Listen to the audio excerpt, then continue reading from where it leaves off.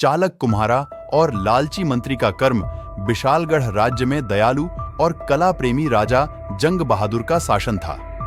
वो कला प्रेमी होने के कारण उनकी दरबार में मूल्यवान और अति सुंदर कलाकृतियों का भंडार था।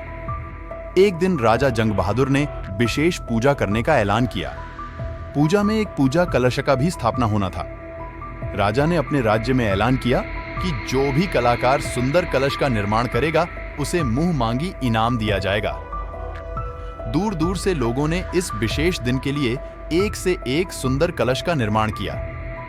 हरिपुर गांव में एक मेहनती और चालक कुम्हार राम भरोसे रहता था। उनकी रचनाएं उनकी सुंदरता और शिल्प कौशल के लिए प्रसिद्ध थी। उनके हाथ जादू की तरह थे, जो साधारण मिट्टी को उत्कृष्ट बर्तनों में आकार देते थे, जो रईसों और आम लोगों के घरों को समान रूप से सजाते थे, जिसके माल की दूर दूर तक मांग थी। उनकी उत्कृष्ट कृति से अधिक मूल्यवान कोई नहीं थी। उसने भी इस पवित्र उत्सव के लिए अपनी मेहनत और कारीगरी से एक उत्कृष्ट कलश का निर्माण किया। राजा जंग बहादुर के दरबार में एक लालची और ईर्ष्यालु मंत्री रहते थे।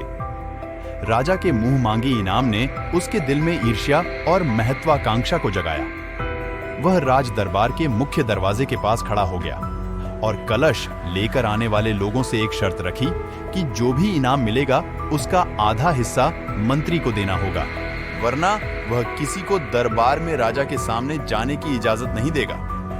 शाही इनाम के वादे से बेबस होकर लोग उन्हें आधा इनाम देने को राजी हो जाता और दरबार में चला जाता। जो लोग उनकी बात को इनकार करता उसे मंत्री सिपाहियों से कहकर बाहर फेंक देता था। मेहनती और चालक कुम्हार भी मंत्री के सामने विवश होकर उसकी नापाक मांगों में सहमत होकर दरबार में गया, यह जानते हुए कि वह अपने राजा को धोखा देने वाला था और अपनी कला के साथ विश्वासघात करने वाला था। प्रस्तुति के दिन एक से एक सुंदर और नायाब कलश राजा के सामने लाया गया। सुंदर सुंदर कलश देख राजा बहुत खुश हुआ। तभी राजा ने राम भरोसे के कलश को देखा। कलश एकदम सुंदर और अलौकिक था, जैसे असंख्य मणिमाणिक्य से निर्माण किया दिव्य कलश हो। राजा जंग बहादुर ने आज तक ऐसा कलश नहीं देखा था। राजा जंग बहादुर ने इसी कलश को अपनी शाही पूजा कलश बनाने का फैसला किया और कुम्हार राम भरोसे को मुंह मांगा इनाम मांगने के लिए कहा।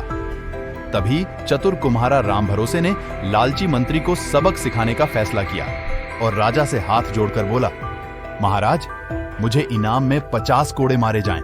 कुम्हारे की बात सुनकर राजा को बड़ा आश्चर्य हुआ।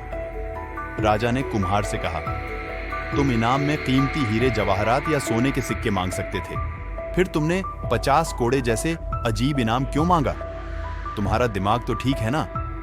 तभी कुम्हार ने कहा, महाराज, आप मुझे 25 कोड़े ही मारें, बाकी 25 कोड़े मेरे हिस्सेदार को मारें।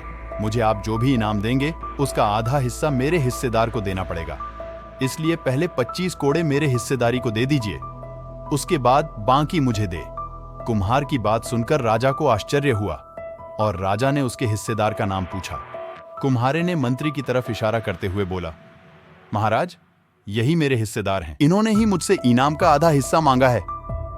राजा ने मंत्री की ओर देखा तो मंत्री ने शर्म से अपना सर झुका लिया।